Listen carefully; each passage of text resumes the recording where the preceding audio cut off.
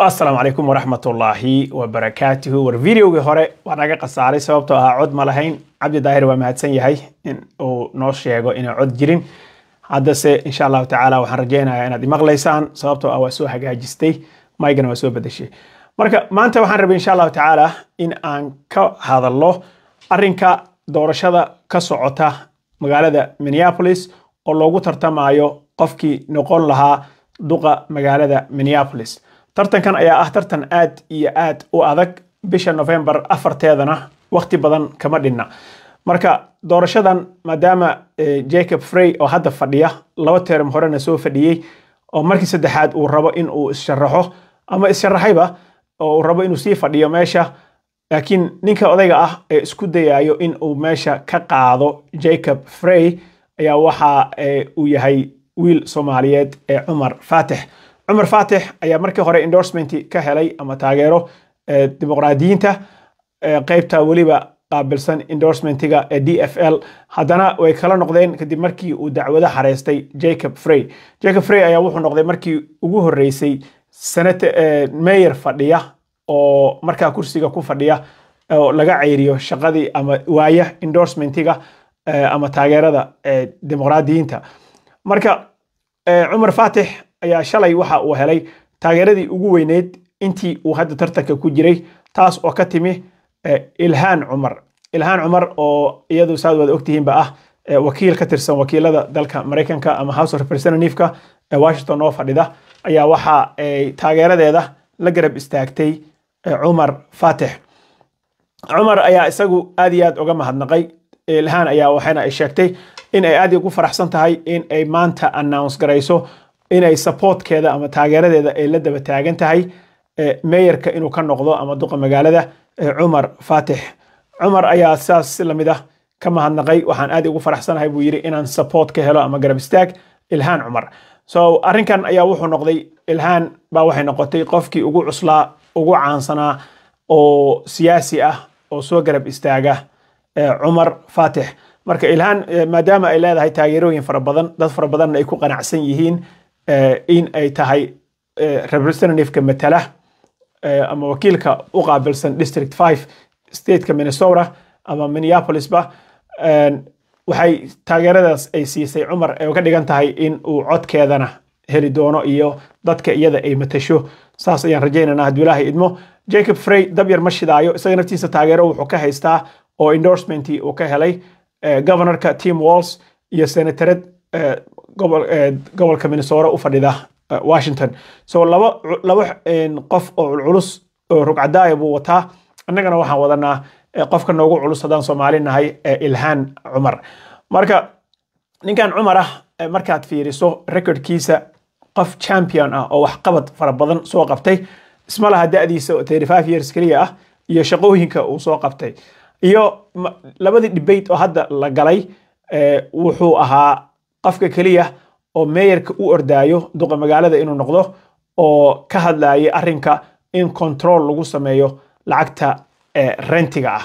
so rentiga ama kirada guryaha lagu kireysto Minnesota qofka kaliya oo raba in control loo sameeyo oo la xadido ba isaga ah so waxyaabo badan oo programyo ah oo dadkeed maartay danyarta ah caawinayo ayuu ninkan ka shaqeeyaa waxa hadda mar uu hadlayay uu sheegay in Minnesota ay ku nool yihiin laba dabaqad sare oo lacag haysata siyaasiyiin ku xiran oo connected ah iyo dabaqad hoose oo eberkeeda waxba aan haysan marka programyadii hadda ka hor intuu senatorka ahaa qofka waxa la fiiriyaa Mareykanka waa aragteen siyaasiga markuu meel u ordaayo waxa la fiiriyaa waxqabadkiisii xilligii uu fadhiyay xafiiska waxqabadkiisii hore waxa kamid ahaa in uu baasiyay sharci dadka maandooriyaha iyo waxaas qaata gaar ahaan caruurta maaragtay maalin kasta nagaga dhimanayso alaabtan overdose-ka in alaabtii lagu ogaanayay uu free uga dhigo community-ga so testing strips-ka in uu ka dhigo free uga dhigo community-ga si aan lacag looga qaadin qofka intuusan overdose noqonin waxa uu hayga ku yahay lagu ogaado ayuu soo baasiyay waxyaabo fara badan oo hadda idinka aan maaragtay micno badan idin sameeyeen laakiin oo dadka wax qabad u ah buu soo qabtay waxa kamid ahayd in uu lahaa fikradii ugu weyneed oo ahayd in dhalinyarta ama ardayda low income students ka oo lacagta aan haysan college-ka free looga dhigo. Programkaas wuu baasiyey waliba waxaan arkay dad Soomaaliyeed oo ka faa'iideystay oo ardaydii intay ka soo baxeen high school-ka jaamacaddii aaday financial aid-ka lacagta yaroo dowladda maaragtay ay bixiso markii laga soo gudbo waxa uu suurtageliyey in ardayda ay helaan low income students-ka ay helaan waxbarasho free ah. waxaa intaas kasii muhiimsan oo Soomaalida aan ku koobnayn arrinka uu ka qabtay Uber-ka iyo Lyft-ga. saa ogtihiinba Minnesota hadeer marka la fiiriyo meelaha kale oo anaga aan joogno oo kale ama marka loo fiiriyo dalka Mareykanka Uber-ka lacagta uu bixiyo per mile-ki ninkii wuxuu ahaa ka shaqeeyay kuna qasbay in ay lacag fiican bixiyaan. odayga maalmihii hore oo dhan intii campaign-ka lagu jiray intii dagaalka loogu jiray wuxuu ahaa gacanta koowaad dadka Uber drivers-ka iyo Lyft drivers-ka. So for this matter Somali kaliya ma qustayso wax kasta qof kasta oo Uber wada ama Lyft ka wada Minnesota waxa maaragtay ay tahay in haddii uu waagaas bal soo shaqeeyay shaqo fiicanna uu ka soo qabtay Minnesota hadda way dhaantaa state-yada kale marka la fiiriyo rate-ka lacagta wax lagu qaado inkasta oo Uber iyo Lyft ay iska yihiin tuugo oo aan isku haleyn karin haddana marka la fiiriyo dhaqaalaha ay ku bixiyaan dadka lacagta la siiyo darawalada way ka fiican tahay. Seattle baysan gaarin iyo New York oo iyagu xoog saaray. marka ninkii dhuunta u galay buu ahaa kambaniyada Uber iyo Lyft soona ka soona baasiyay biilka aqalka hoose kuna suntan in aqalka sare uu ka baasiyo. marka ninkan waxyaabo fara badan buu maartay xagga community-ga maadaama uu yahay siyaasi ku dhex jira arrimahan buu ka soo qabtay oo community-ga faa'iidooyin fara badan u leh. So haddii uu mayor noqdo waxyaabaha labada debate hadda ay galeen markaa fiiriso stay kaligiis ma aha afar baa gashay nin la yiraahdo Reverend Dwayne Davis iyo waxa kamid ahaa iyo Hampton. So saddexdoodan afartoodan ayaa mar walba debate-ka ama ilaa 5 qof baa galeysay hase yeeshee ninka maartay Jacob Frey oo ka cabsanayo oo laf dhuun gasho ku noqday oo isaga mar walba la garab fariisiyo waa Umar Fatih. marka programyada uu wado waxa kamid ah in meelaha parks-ka oo kale park ilmaha ay ku ciyaaraan safe laga dhigo oo habeenkii lagu ciyaari karo sida isagaba uu sheegay. waxyaabaha uu wado waxyaabo culculus oo dadka waxtar u leh downtown-ka oo kale in dib loogu soo celin doono sidii uu ahaan jiray shaqooyinka dib loogu soo celin doono. booliiska oo isaga badanaa lagu haysto xilligii ninkii odayga ahaa madoowa ay dileen booliiska Minneapolis ba waxaa lagu mar walba Jacob Frey uu ku eedeeyaa in uu ka qayb qaatay in booliiska lacagta laga jaro laakiin isaga wuxuu sheegay debate-kii ugu dambeeyay oo kale markaan fiirino waxa uu sheegay in la rabo in qof kasto hadda qofka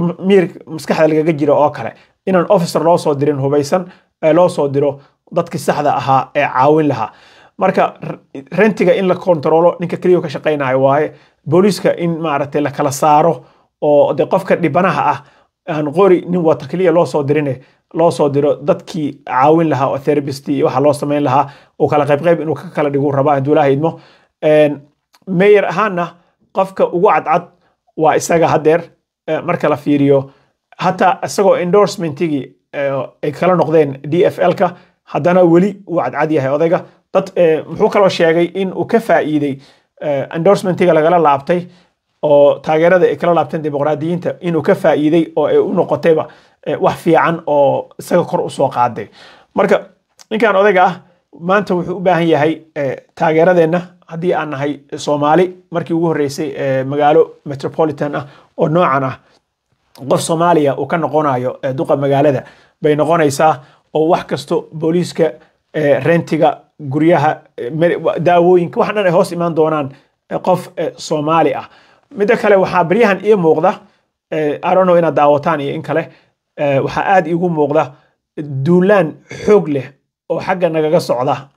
YouTube-ka oo dad ka soo furtayba kulay dadkaas waa dad Amerikaana ka soo furtay waxa la dhihi jiray qolol ma oranay laakiin YouTube ay ku jiraan videos bay kasoo furteen oo ay ku maagayaan intaas dadka Soomaaliyeed lacag bay dhaceen 75 maanta ugu dambeysay qof baa mid baa video soo gelinayay 75 qof oo Soomaaliya baa la dacweeyay iyaga oo ujeedkooda uu yahay in ay magac xumeeyaan dadka Soomaalida ah in ay magac xumeeyaan siyaasiyiinta Soomaalida ah in ay ku sheegaan magaalada Minneapolis in la rabo in Muqdisho oo kale laga dhigo marka ninkan odayga maanta wuxuu u baahan yahay kulay taageerada dadka Soomaalida ah especially dadka ku nool Minneapolis inkastoo oo dadka dooranayo aysan ku koobnayn Soomaali oo Minneapolis ka weyn tahay Soomaalida degan iyo dadka kale degan ay kala badan yihiin haddana waxaad moodaa taageero fara badan in uu ku helay weerar lagu qaaday maalin dhaweyto xafiiskiisa oo wax lagu qorqoray oo ka soo horjeeda arrimaha islaamka iyo maaragtay arrimaha qaxootiga oo kale ka soo horjeeda dadka soo galootiga ah oo soo islamophobia iyo xenophobia baa kala yiraahdaa labadaas ereyba way isticmaaleen so ninkan arrimahaas uu ka sii faa'iiday oo de wuxuu helay exposure media inay maaragtay si ay siiyaan coverage extra debateska markaan fiirsado aad iyo aad bay muhiim u yihiin macnaha pointska uu taabanayo sida uu uga hadlayo ninkii Jacob Frey ah waxaad moodaa inuu godkiisa ay biyo ugu soo galeen marka arrinka aan sugayno hadduu Ilaahay idmo November 4 hataa inta ka horeyso November 4 waxaa socda early voting baa socda doorashadii qofka wuu sii codeyn karaa waa sii meel galeen kartaa oo sii diri kartaa ballotkaaga so early voting ka hadeer doorashada earlyga ah meel fiican bay maaragtay maraysaa oo ma liito macna qof kuwan kala ka dambeeya saddexdan kala ka dambeeya so numberkiisa ma xuma hadeer so far dadka sii codeeyay laakiin November 4 insha Allah taala waxa aan isku daynaa oo aan time gelinaaba waa inay ahaataa in aan soo saarano mayor duqa magaalada Minneapolis oo Soomaali ah noqon doonana insha Allah taala senatorkii ugu horeeyay oo Minnesota aqalka sare matala noqon doonana mayorkii ugu horeeyay oo Soomaaliyeed asal ahaan Soomaali ka soo jeeda oo qabta jagada heerkaas oo kala so there's nothing stopping this guy hadeer inuu madaxweyne u sii cararo maadaama siyaasi hadda uu yahay laga yaabay inuu madaxweyne ka noqdo maadaama inta uu ku dhashay oo uu xaq u leeyahay inuu madaxweynenimo u cararo so Umar Fatix taageero fara badan buu u baahan yahay insha Allah taala anaguna hadaan Soomaali nahay waa inaan garab istaagnaa come out campaign kasto qof walba ha soo baxo dadow maanta caruurteena iyo mustaqbalkeena baa waxa ku xiran ninkaas in uu soo baxo si ay ugu dhiiradaan inay u ordaan madaxweynaha dalka Mareykanka iyo meelo ka waaweyn oo